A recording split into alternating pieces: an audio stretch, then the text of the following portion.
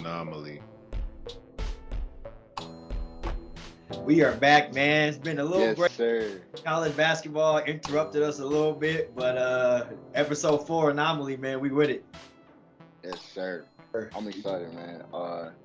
It's playoff time. It's money time. This This where is we about to it. get our role players about to get their bread. Our superstars about to be superstars, and we gonna see who struggle when a little bit more attention is on them. Yeah, this is when you make a name for yourself. You know, regular season is cool, all that 82 game stuff, but this is playoffs are here. This is what you get hired for, what you get signed for. This is everything. So I'm pumped, man. And this is gonna be a great playoff, I think. This is that one year where it's not just like two teams that can win it. It's probably about 5 or 6 teams that can win it. So I'm pretty excited to kind of see how that unfolds. Oh yeah, for sure. That's one of the biggest things is that health. We gonna see who's still standing. So I think this entire year has been like phenomenal. Like as far as we debating on MVPs, we debating on Rookie of the Years. It's nothing clear cut. Yeah. We don't know who gonna win, and I love that. That's what the game is about. Yeah, and you're right. Being healthy is going to come up very important in the playoffs, especially late. With the best ability is availability for sure. We saw the Warriors have their big injuries and cost them a title. So you got to stay Yes, healthy. sir. Got to stay healthy, man. Well, what a season! We had a good season, man. Any surprises? I don't want to touch on the teams that ain't here for too long because they don't really deserve to be talked about, you know. Okay. Uh, I I definitely get that. Biggest surprises. I'm gonna talk about the biggest surprise, and that's Memphis to me. Is like Yes. I knew they was good. They got in the playoffs last year, but the role that they went on, winning 50 games, number two in the West, that's the biggest surprise to me. Especially with your star player, Ja missed over 15 games this season, He maybe missed, 20. I think, 24 I games. want to say 24, 25 games he missed this season, and they are the Yeah. second best team in the West. So, yes, very great season for the Memphis Grizzlies. Love to see that. Um, Man, biggest surprises for me, I'll go the opposite way. Of course, the Lakers and the Knicks. Lakers and the Knicks, I feel like are two teams that didn't hit expectations this season. Um, those are two teams that I kind of wanted to see more out of, to be nice about it. But That's saying it as being light, right? yeah, what I said about the Lakers, I got one comment for those guys. It's 20 teams make the NBA play-ins and or playoffs out of 30. 20 out of 30. Y'all got 3 players from the top 75 list on this team, and you guys didn't even make in the top 20. They got 5 players on the top 75 list. True. 5, you're right. Yeah. And y'all didn't even make the top 20. So yeah, that's extremely disappointing. One of the most disappointing Lakers seasons, I would say honestly, since the year 2000. Like the last 22 years, this is probably one of the most disappointing years because even during Kobe's bad years, we knew the Lakers were going to be bad. It's Kobe, Sasha Vujacic, Chris Mims, Smush Parker. We expected it. We understood what we was going through. Shoot, even LeBron's first year with the Lakers, people understood. It might be a little difficult. But man, like you said, 5 players out of the top 75 list, and you are 2 games better than the Detroit Pistons, and they tried to lose. They tried to lose every night. Listen, man, I don't like once like you said, we're not gonna stay too long in the Lakers because they haven't earned that. Yeah.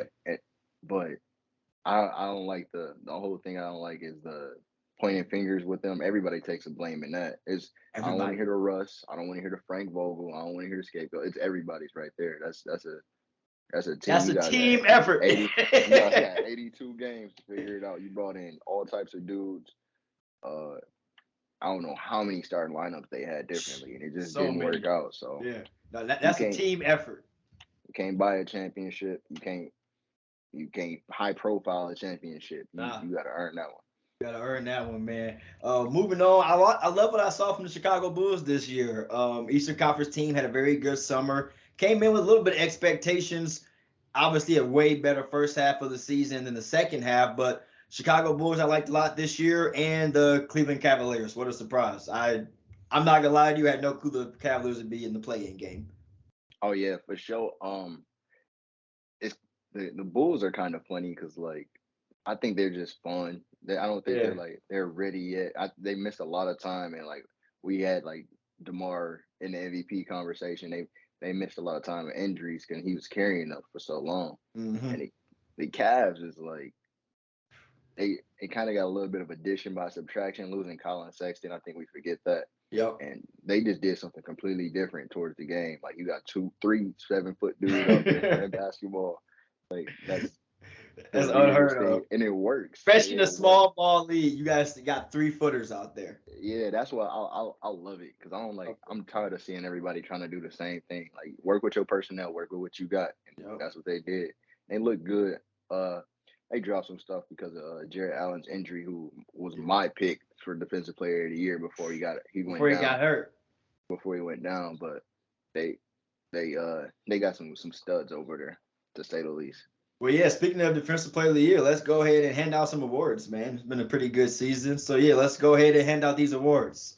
All right, we're gonna start with Defensive Player of the Year, the Let's Depoy. let's go ahead and start with that.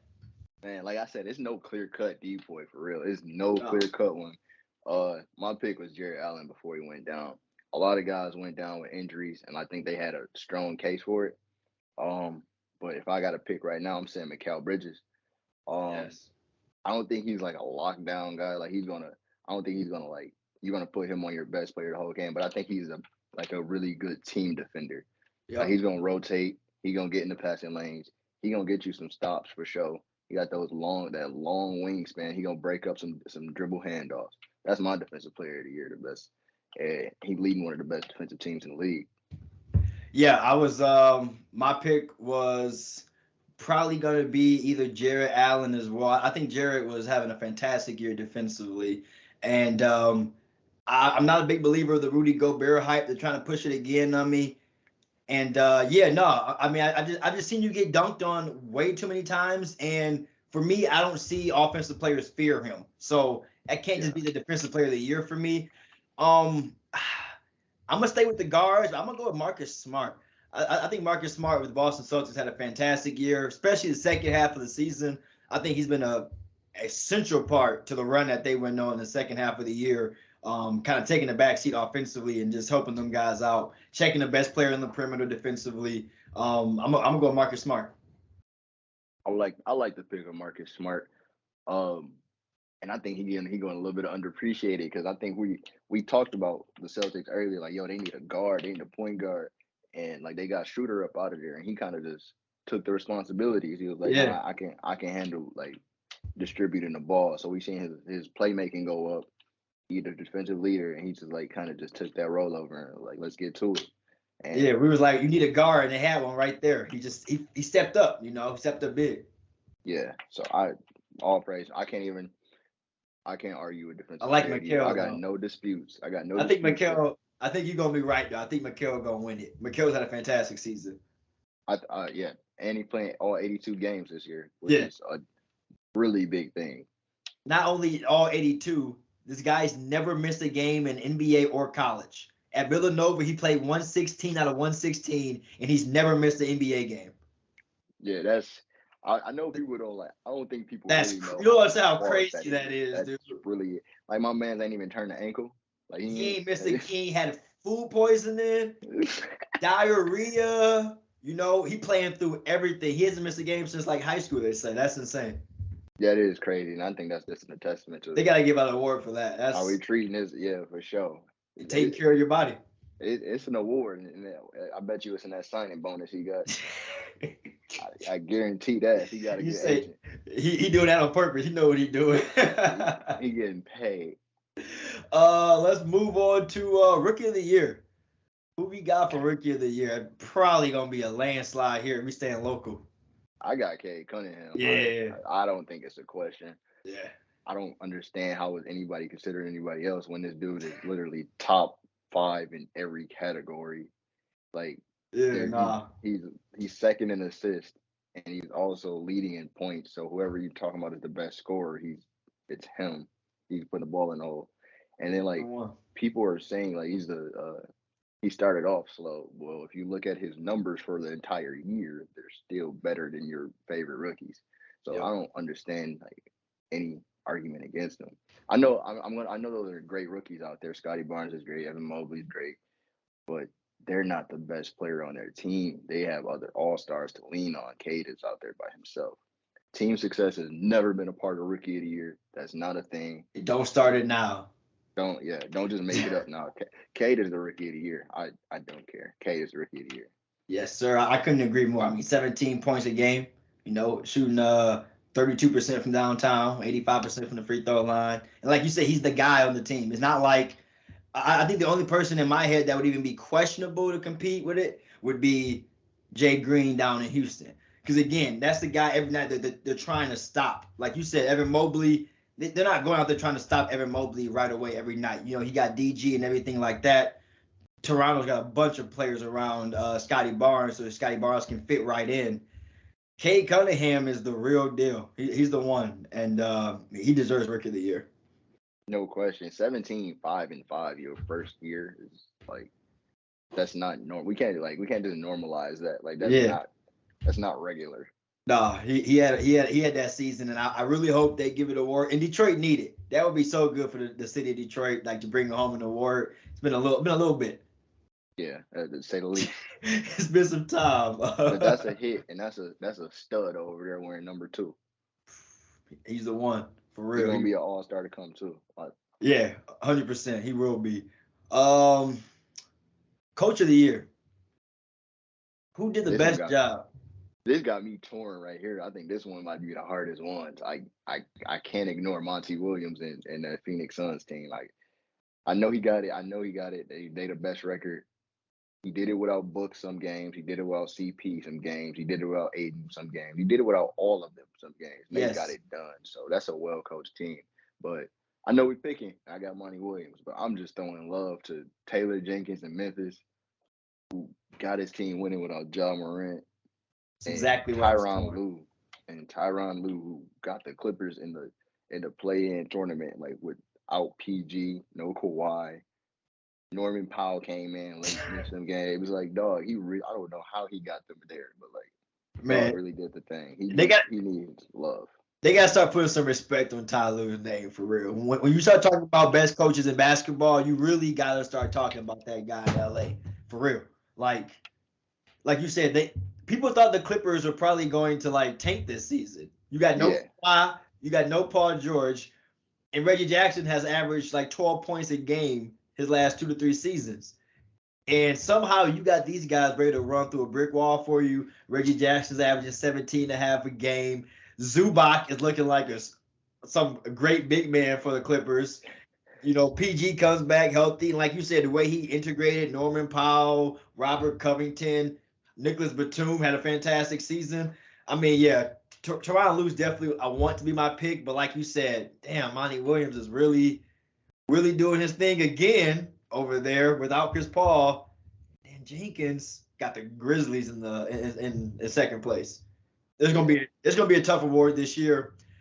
I'm gonna go with Ty Lue. I'm gonna go with T. Lue, man. I heard him say on his podcast, he was just like, we got a group of guys that nobody wanted, and that's really how I feel. When I look at that roster, so many teams didn't want those guys, and they came to LA and he got them boys playing. Yeah, that's for sure, man. I gotta get a lot of those guys. Like right now, I know the purpose. Sometimes the purpose is to debate, but like I can't argue with any of these points right now because they doing a crazy job. They doing a crazy job. Most improved player. This is gonna be a good one. DeJounte Murray. DeJounte Murray is my pick. That's a great pick. I didn't even think about DeJounte. That's an amazing pick. Dude, I know he struggled right after he had an ACL injury last year or 2 years ago and came back, and then now he's damn near averaging a triple-double, first time All-Star. That's the biggest improvement. That's my most improved. I know I hear the Ja Morant. He's not. That's not him, right? No, that's not him. It's most improved. If we're talking next up, the next man up award, that's Ja. But this most improved is DeJounte Murray, 19, 8, and 8. With 2 steals, like it's him. Yeah, I mean, the second pick of the draft for me, you just can't be the most improved player for me. Like you were drafted the second pick, we knew you were good. That's why we got you there. Like he'd have to have like an insane season, like, I mean, jump like 10 points per game for me to be like, dang. You know, like, I would need 30 and like 12 and something stupid for me to be like, he really had a great improvement, you know, with the other guys like you mentioned. DeJounte Murray's a good one. That never even crossed my mind. I like that. I'm rolling with Jordan Poole, though. I spoke about Jay Poole going into this season. I knew he'd have a fantastic year. The G League hero story, but he's really been like that, you know, since Michigan. You know, the guy shot that shot, the game winner in Michigan, like no problem. You know, he a big time shooter, and I don't know if we've seen a player like improve so much in the season. Yeah, but the confidence has improved like times 200. Like this guy thinks he has the Steph Curry, Klay Thompson green light, and it's impressive to watch. It's just like, man, he shot 19 3-pointers one game this year. Like his confidence in his shot right now is like with those guys, and like it shouldn't be, but damn. Hey, you let him tell you it should be. I disagree. It should be. It should. Facts. You got a coach who believe in you. You got dudes like Draymond and Steph. You know they in his ear telling him like, oh yeah, this is my pick. You hear Draymond say, that's my most improved. That's my guy. So when you got your teammates, you got your coaches believing in you. The sky's the limit for you. And you know, like he playing well too. But I'm sticking with my DeJounte Murray pick right there. That. Jordan Poole is doing his thing. DeJounte's a real good one, man. I don't know why that never even crossed my mind. I like that pick a lot. Dang. All right. So we got next we have to do MVP. The biggest award of them all. Should be a landslide. I'll tell you that. I got Embiid. Yeah. I got the big fella in Philly. Dog is giving you 30. He giving you 40, 20 games. He keeping this team afloat without Ben Simmons, who didn't play this whole year. Then you get James Harden late. And James seemed to be a little bit out of shape, but like you get James Harden late and you still like producing. I know people got different like arguments with like, oh, he gets fouled, like you can't check him, so you gotta foul him. Like he was putting up he doing crazy things. He's shooting threes, shooting mid range jumpers. He banging with your bigs. He playing good defense. I don't see an argument against him. Like I don't. No. I get like everybody. It's a bunch of dudes having great years, but like he's been doing this the whole year. I don't see how you can not give it to him. He's been the most unstoppable player in basketball, I would say, on a night in, night out basis. You know, every night you can expect Joel to have a game, and like you said, he did without entire Ben Simmons. You know, like it wasn't like they got something for Ben Simmons early in the year. Like there was literally just a void of a roster spot of one of your best players on your team, and he still found a way to keep those guys motivated. And that's off the court stuff I'm sure he had to do to keep those guys wanting to play like that. Not even to mention the 30-plus points a game he's giving you, 12 rebounds, 85% from the line and stuff like that. Yeah, I think it should be a landslide, unanimous decision. There's just no one who had a better season than Joel Embiid. And that's what I think they need to focus with the MVP award is. It's like, who just had the best year? Like, people want to still talk about the LeBron. Like, all right, we get it. We know how important LeBron is to the Lakers. But they sucked. So, like, you know, like, you're not going to convince me that an MVP could be on a team that didn't make the play-ins, you know? Yeah, man. I know the biggest one right now is Jokic, and, you know, he's a stat great machine. Year. Yeah. He's having a great year, but it's also something to be said. Like, is Jokic a two-time MVP? Like, he's an MVP. Is he a two-time MVP? Like, we got Kobe Bean, who got two MVPs. KD, who got two MVPs. Like, it's I think it takes a lot to get two MVPs. Like it should. It should. And he like, I know he got all the metric stats, the weird PERs, all of those things. But like, I think it's Embiid. Like when you just think about like who just dominated the league. And pretty sure Embiid dominated him too. Yeah. Well, they lost that game, and Embiid definitely won that one-on-one battle though. Yeah. But I think media got a lot of control over that too. It's some nights I see Jokic. You know, rightfully so. He giving his shine. He giving 30 points, 12 and 8.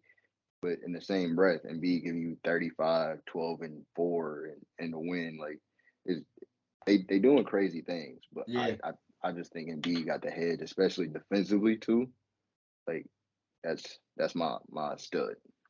I love it. And then we're gonna bring in a new award. I got the next up award. Next up award. And that I'm gonna just basically like define that the next up award is like what people think like John Morant should get in like a most improved. Well, next up is like, all right, who gonna make that next jump to be like, oh, okay, that's him, him, that stud, that all star, that next week. Okay, watch out for Doug, or he's here. Yeah. And mine is Anthony Edwards in Minnesota. That's my next up. He's here. He, He's dog, here. I think next year, I think this year we seen like, oh yeah, we got the highlights. He's shooting a lot of threes now too. And I think we're gonna see more consistency out of him. We're gonna see him get better, and we're gonna be like, oh, okay, now he's an all-star. He's gonna be consistent and put Minnesota in that conversation. So that's next up right there for me. I Not like most that. improved, next up. I like that. And could average 26 a game next year, 28 a game. Like he could be that. He's that type of scorer for sure. High volume. He gets hot. It's scary. It's scary, as you've seen last night. Oh my, he was boiling in the first quarter. Quick. Don't take long. Yeah, I like that. Anthony Edwards is a real good one. When I saw him at Georgia, I like a little scouting report was like, I'm not sure about like how active he is defensively, but I was like, this is the most natural scorer I have seen in a long time. Like the guy just scores with ease. It's not any issue. He loves to just score. Just score. Oh, that's what he do. I like that. I'm gonna go with Darius Garland. I think Darius Garland could legitimately be an issue for the Cavaliers, or Colin Sexton may have to go. Like I think Darius Garland could be that good of a point guard. I can see him averaging double next season. He's a real deal. He competed last night, in a heck of a game with Kyrie and them, and his confidence level as well is pretty sky high. I'm gonna go with Darius Garland as the next up, and honorable mention to my man Sadiq Bey in Detroit. Yeah, that's a tough one. Darius Garland looks like hell to guard. Like he just looks like awful, man. Like I would really like. Do I really want to play this game tonight? Like, dude, really got skates on. Like that's sick as hell. Sadiq, you already know. Shout out to them Pistons, bro. And that's a knockdown shooter. I think he just continue getting better. I don't think people really like see how like good he is. And I think like it's so weird to see him at like 50. He's hitting like everything tough. He falling off the 3-point line. He posting up. He got a nice little post fadeaway. He putting the ball on the floor a little bit more. So I think him and Cade together, we got something special over here in Detroit. Yeah, and like week 8, 9 of the season, I was just like, man, Sadiq gonna be a pure spot up shooter. Ever since I made that comment, he been getting to the basket, finishing, scoring 40, scoring 30s. Man, my friend sends me a message every time Sadiq go off and be like, keep talking about him, Myron. Go ahead, say something else negative. Sadiq heard you for sure. He been putting on lights out games ever since I said that comment. So, big shout out to Sadiq Bey. He going crazy. That's for sure. Man, so NBA playoffs, we're here, man. Let's go ahead and knock into this bracket a little bit. Let's go ahead and start off in the Eastern Conference, man. We got the Miami playing the loser of the Eastern Conference play-in games. Kind of suspect it might be the Hawks, but it could very, very, very well be Charlotte. But I don't think either of them have a chance to beat Miami. Nah, I think once you got Trae Young and he gonna give you a chance. He might win you a game if it is the Hawks. But I got the Hawks winning tonight. I think Miami is like they're ready for the playoffs. That's a vet team. That's a veteran team. And then I think Tyler Hero makes them like really competitive just because you got that dude coming off the bench who just gonna just do what I'm naturally like born to do, and that's score the basketball. So like defensively, they holding it down. You got dudes who can take over the game and Jimmy Butler, and not just scoring take over, but like really control the tempo of the game. And the biggest thing is I think they kind of built for the playoffs when you got those dogs who can fight for 7 games. Yep. You got dudes who can hit the mid-range jumper, and you got a defensive-minded team. That's some of the recipes for playoff success to me. Yeah, I like Miami in 5 versus whoever comes out of this the play-in game. I always feel it's so disrespectful to say just I'm gonna call a sweep. Like, man, I just feel rude when I say that because I'm like, you got some pros on your team too. You can get 1, So I'm gonna get Trae Young 1. I'm gonna get LaMelo 1. But yeah, like you said, Miami's built for this. I think they're gonna go ahead and make it quick and easy. But the Eastern game, 2 versus 7, man, this is the one that everybody got circled, highlighted, bolded. You got Brooklyn, you got Boston, man. This the one. I got the Nets. I got the Nets. I know Boston playing good defense, but the Nets got two of the best fourth quarter players in the game. They scoring on all three levels. They just gonna give you hell, and I really like. It's gonna be like weird to say, but I really like Bruce Brown because like he does whatever Man, Steve Nash what? tells him to do. Like this dude is 6 foot playing a four. He playing a three. He putting in a dunker spot. Like he just doing it. He just doing whatever you need him to do. But I got the Nets. Like you can't stop one of those dudes. You can't stop either of those dudes any given night. Yeah, I think I'm gonna go with the Nets as well. I got Nets in the long series though. I think it might go 6 or 7. But what scares me about the Nets is their defense is just so bad. Like So bad. So bad. so bad. Like they don't. I don't know if they're even trying defensively sometimes. And against Boston with JT and Brown, that's not. Those aren't two guys you just don't want to check. Yeah. So I see it being some shootout games in this series, but yeah, I don't think KD and Kyrie gonna go home with a first round loss. So yeah, I got Brooklyn pulling off the upset. Yeah. But I got a question for you. If that's is that a failure for the Celtics? You call that a failure for the Celtics if they lose in the first round? I say Nets? Nets if losing the first round is very bad. Yeah, though you're definitely in the discussion of failure of a season. You know, you were able to move James Harden to get Ben Simmons, so that kind of like I was talking about prolonged that window they got. But yeah, no, definitely Nets losing the first round is definitely nervous, 100%. But for Boston, I feel like they should have been in this year anyway in like a reload mode. I feel they kind of got pretty lucky with Theis coming back and it like working perfectly, exactly what they needed, able to get rid of Schroeder. They really honestly just went back to the team that they had last year. Yeah. After everything they added this year, they were like, all right, none of that worked. Let's just go back to what we know and try next offseason. So I feel like Boston being a 2 seed is already above expectations. I can't. I don't know if I can. I think this is like right above. I ain't gonna call it a failure either one. If they go like 7, you gotta compete. That's that's my biggest thing is you gotta compete because sometimes First year coach. That's why I'm giving them the benefit of the doubt. First year coach. That is true. They got a first year coach. So it's just but if you compete, that's my biggest thing. You got to be competitive. Yeah, that's true. And that's it. Yeah, first year coach, first year GM, and Brad Stevens now. So yeah, I'm giving Boston kind of a year to figure this thing out. That's why Brad made some questionable moves early in the season, and he was like, "Man, let me go ahead and get Theis back." Milwaukee and Chicago. This one could be quick. This one could be quick. I got Milwaukee in 6. Yeah, I got Milwaukee in 5. Yeah. I think Chicago just has not like had enough games like fully healthy. They still not gonna be fully healthy. They don't really got a defensive identity. They don't got an answer for Giannis. For this dude giving you 30, 12, and 5 and defending like a maniac for real. Like he'll probably be on DeMar matched up a little bit. Yeah, I can see this series going pretty Milwaukee favorite heavy.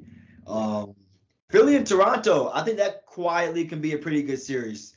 Toronto's got some big players, some big time shot makers that are ready for the moment. A playoff type built team, Fred VanVleet, Pascal, and Scotty Barnes is nice. But again, health for them. I'm not sure if they played healthy enough all season. I think Toronto will compete, and that's the biggest thing. With Nick Nurse is gonna compete. He's gonna put something together. I don't think we're gonna see Joel as like efficient as he was this year. He gonna have some trouble initially, but I got Philly in like 6. Exactly. My thing with Toronto is they play a lot of they play some ISO ball, and sometimes it gets them in trouble like late in the fourth quarters. And then like sometimes they're not that great defensively. Mm-hmm. Like sometimes they got some high scoring, so they're up and down there. But like I know Nick Nurse is gonna come with a game plan during the playoffs. Yeah, I agree. And I think Philly matches up very well with Toronto, especially with Tobias being at the 4. He'll be matched up with Scotty Barnes. I kind of like that matchup, Tyrese and VanVleet. I'm liking that matchup as well. And they could have an issue with James Harden. No, if Joel has a tough series, you could see a James Harden coming out party because I really don't see them having an answer for him unless they're moving Scotty down there, which means Tobias is going to have some fun. Yeah, that's for sure. So it's going to be Toronto has some questions to answer, I think, defensively, like you said. Yeah. We're going to see what Nick Nurse do. That's a championship. That is a champion. I got to give him a chance. He is a champion. That's why I gave him 2 games because he's a champion. Yeah, for sure. Western Conference, man. Phoenix get the 8 seed. They'll get the loser of the night. The winner of the night, I think it's going to be the Clippers. You saying go and get the brooms out? So they go ahead and book that trip, huh? They can go to wife can go ahead and start planning for what you want to do in the end of April. We'll be home by end of April. Yeah, they ready to compete. They ready to get this out the way. They want to see the Bucks again. Let's go ahead and keep going. Yeah. Yeah, and again, the Clippers ain't even supposed to be here if they are the team that make it out the West. If Clippers playing Spurs tonight, well, the Spurs would be the other option. I think the Spurs are gonna win tonight. I ain't giving. I got New Orleans. You got New Orleans. I got New Orleans. Man, any of them ain't gonna win a game against the Phoenix Suns, like you said. Yeah, I got Phoenix. New Orleans, Clippers. None of them gonna win no games against the Suns. Yeah. So yeah, that's gonna be a quick one. I agree. Phoenix is just too much, man. All season they have been. This is gonna be a fun series though. Memphis and Minnesota. No, it's not. Fun is in like highlight plays. Yeah, for sure. Yeah, that's about it. You'll see some good dunks from both teams. Anthony Edwards. Projections. Yeah, but no, it could be a sweep. I think Memphis is playing too good of basketball all around, and like when you add like Ja on top of that, it's just chef's kiss. Like they moving the ball, they got the pick and roll crazy. Now you got a star who can just go get us a bucket. Hungry Ja too, like a hungry Ja. He got a big chip on his shoulder this year. He playing really kind of like he been disrespected for some reason. I like it. People are talking about Pat Beverly gonna lock him up already. I know he's seen the post. I got a feeling that it could get ugly like you said, but it's gonna be fun. Lots of ESPN top 10 plays, and I just want to see Karl Anthony Towns step up. I'm not gonna lie to you, man. If they do get beat down, I need to see Karl Anthony Towns say that this is my team. Because, man, I feel like this is the third time that someone has come to your team while you've been there and have become the guy on your team. I think Jimmy, D'Lo, and Anthony Edwards all have been the man on your team. I think it's just his motor is not like all the way always there. I think sometimes when you see it when he has 60-point games, like he's so talented. That's why. Yeah, but I think we've talked about this. I don't know if we talked about this on air, but like I just want to see his motor a little bit like more rampant, and that's how they're gonna be able to compete. Because like especially as a big, if you're a big and you're like supposed to be the best player on your team, I think you need to be the best defensive player on your team too to be successful. Set the tone. So like he gotta have that motor. He gotta stay out of foul trouble, and he gotta be able to defend for them to be successful. 100%. You're exactly right. You look at the bigs around the league, Joel Embiid, Bam Adebayo in the Eastern Conference. These are big men that are setting the tone, though, like you said, for the team. You know, when a big block shot, all that type of stuff, they get the whole team going. Mm-hmm. Right now, the Timberwolves offense and excitement comes from great plays from Anthony Edwards or Pat Beverly getting a steal, not from Karl Anthony Towns doing anything. You know, so that's going to be tough. Golden State, shorthanded Denver Nuggets, man. I wish Denver was healthy because I think this would be a fantastic series, but it's looking like no MPJ for this series, no Jamal Murray for the year. It's still sounding like I don't know if Denver's got enough to beat Golden State if Steph Curry comes back. I'm kind of like torn. I think Denver's going to compete, but I think Golden State is just they still like and they're in championship mode. Jokic's gonna get a couple. I think he gonna get a game or at least 2 games. It could be nasty. Yeah, like, he's letting this team operate by itself. The way he plays as like a point center, he's able to like just get everybody involved. But like you said, I don't think they got like enough just heat for them. If they was healthy, I think it could be Jamal Murray with Michael Porter. I think it could be a lot closer if they were playing. But with both of them out, it's just gonna be real tough. But I'm interested to see what Steve Kerr gonna do with Joker and how he think he gonna defend that. You know? Yeah, it's gonna be tough, especially like Golden State's a small team. Like there's no 7-footers there. There's not too many big bodies there. So they don't got no Bogut. They don't got no JaVale McGee. I feel more comfortable if they had just a big body. And Joker not soft, you know, that's the issue. You know, you think that they could do what happened last night with Karl-Anthony Towns, you know, put Draymond with heavy ball pressure on Joker. But again, Joker's not soft. You know, he went after the Morris brothers, you know. Like he went after two guys that no one in the league messes with. He ain't soft. So like he not gonna be punked by Draymond. He gonna take that mouse to the house. You know, he not gonna airball from the free throw line. I'm sorry, Carl. I'm gonna leave you alone, Carl. I'm done. I'm done. And my thing with Jokic is like also like even if you do try to like press up on him and stop him, he's a hell of a passer. So he's getting everybody else involved. So like that's a team effort. It's not a 1-on-1 effort. It's a team effort to stop him. Yeah, I'm very interested to see what Golden State got up their sleeve, and you know Steve Kerr, another champ, got his hands full for this series. Dallas and Utah, man, I'm stuck. It is a toss-up series for me. It really is. I don't know.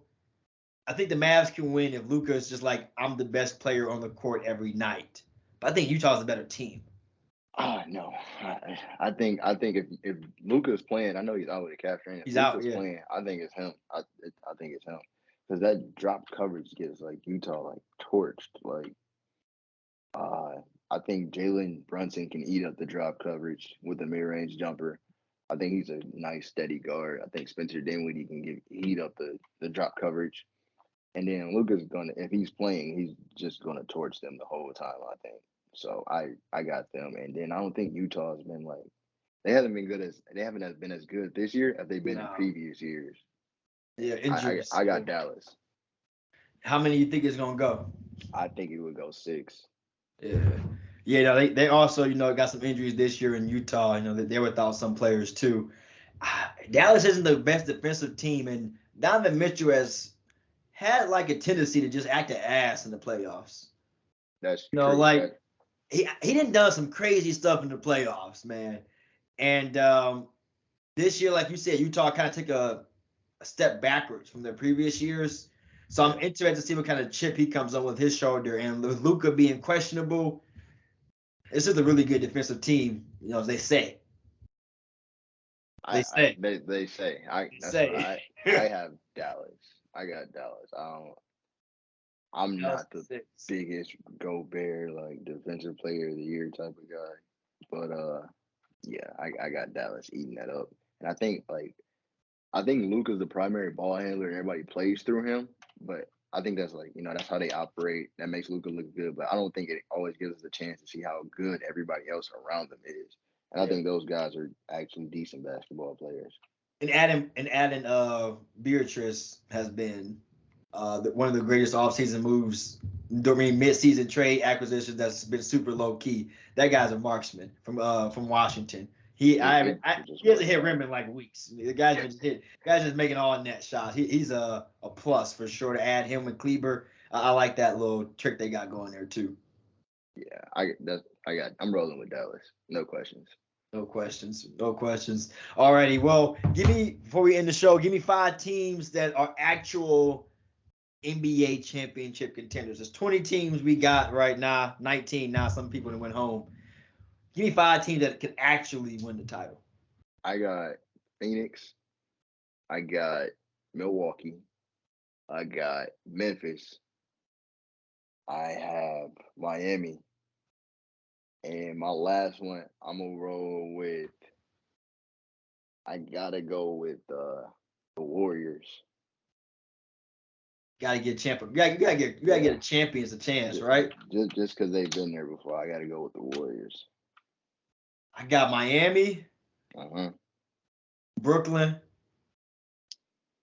Philly, Phoenix, and Golden State.